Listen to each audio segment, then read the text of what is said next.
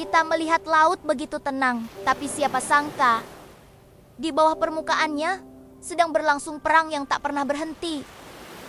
Bukan perang manusia, melainkan pertempuran antara kecerdasan, kekuatan, dan naluri. Di balik keindahan birunya laut, makhluk luar biasa bertarung untuk satu hal yang sama: bertahan hidup.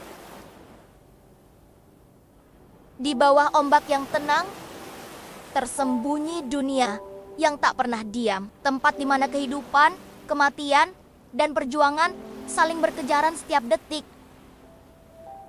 Inilah samudra, panggung besar bagi makhluk-makhluk luar biasa. Di antaranya menjadi simbol kekuatan, kecerdasan, dan keberanian.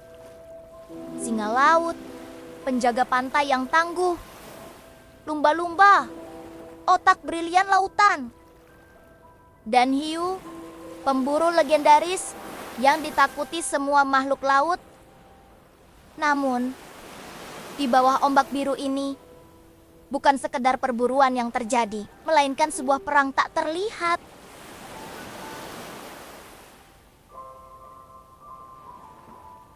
Di pesisir barat Samudra Pasifik, ribuan singa laut berkumpul setiap pagi. Mereka tampak ceria, berguling di bawah sinar matahari, seolah tak ada bahaya di dunia ini. Namun di balik tingkah lucu mereka, tersembunyi perjuangan berat. Setiap hari, para jantan harus melindungi wilayah dan betinanya dari singa laut lain. Sementara betina menyelam jauh ke laut dingin, berburu ikan sarden, cumi-cumi, dan makarel untuk anak-anaknya. Singa laut bisa menyelam hingga kedalaman 300 meter dan menahan napas lebih dari 10 menit. Luar biasa bagi mamalia seukuran itu.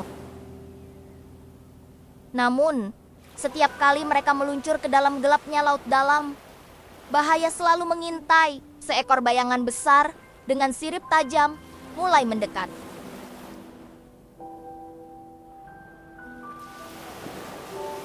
Dialah sang pemburu. Hiu putih besar, ia tak mengenal lelah, tak mengenal emosi. Digerakkan oleh naluri kuno yang telah diwariskan selama jutaan tahun.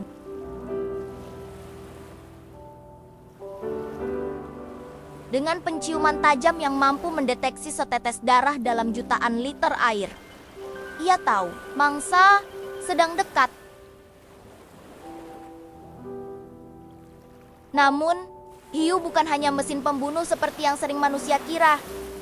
Ia adalah pengatur keseimbangan laut. Tanpa hiu, populasi ikan akan meledak, ekosistem hancur, dan laut kehilangan ritmenya. Di bawah ombak, hiu bukan monster.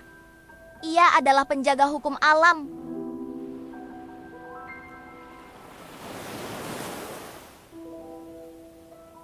Tak jauh dari sana, sekelompok lumba-lumba muncul ke permukaan. Mereka bukan hanya salah satu makhluk paling cerdas di laut, tapi juga paling sosial.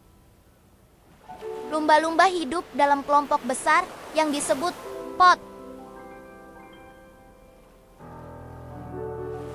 Mereka saling melindungi, berburu bersama, dan bahkan membantu spesies lain yang kesulitan. Banyak laporan nyata di mana lumba-lumba menyelamatkan manusia dari serangan hiu, atau membantu singa laut kecil yang terluka mencapai pantai. Di bawah ombak, mereka menggunakan bahasa sonar yang kompleks, klik, siulan, dan gema yang membentuk percakapan, sebuah komunikasi yang mungkin lebih maju dari yang manusia bayangkan. Namun bahkan bagi mereka, laut kini tak lagi seaman dulu. Suhu air yang meningkat, polusi plastik, dan jaring nelayan membuat setiap hari menjadi lebih berbahaya.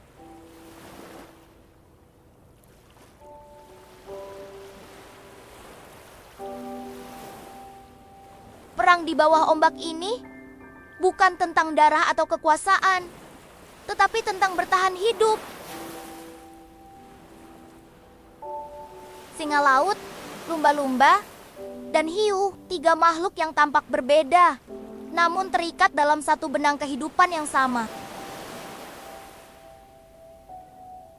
Ketika manusia menebar jaring terlalu banyak, hiu kehilangan mangsa. Ketika limbah mencemari laut, lumba-lumba kehilangan sonar alami mereka. Ketika ikan menghilang, singa laut kelaparan.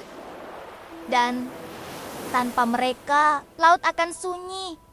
Tak lagi hidup seperti dulu. Perang ini bukan hanya milik mereka, tapi juga milik kita manusia, yang tanpa sadar menjadi bagian dari pertempuran itu.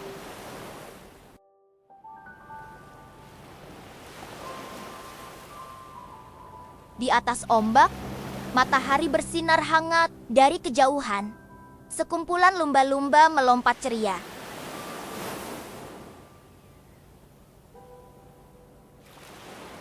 Seekor singa laut beristirahat di batuan hangat, dan jauh di bawah, hiu besar berenang perlahan, menjaga keseimbangan laut.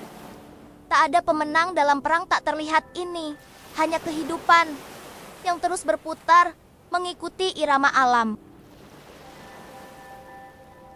Selama manusia masih mau memahami dan menjaga laut, harapan akan selalu hidup di bawah ombak biru yang tak pernah berhenti bernafas.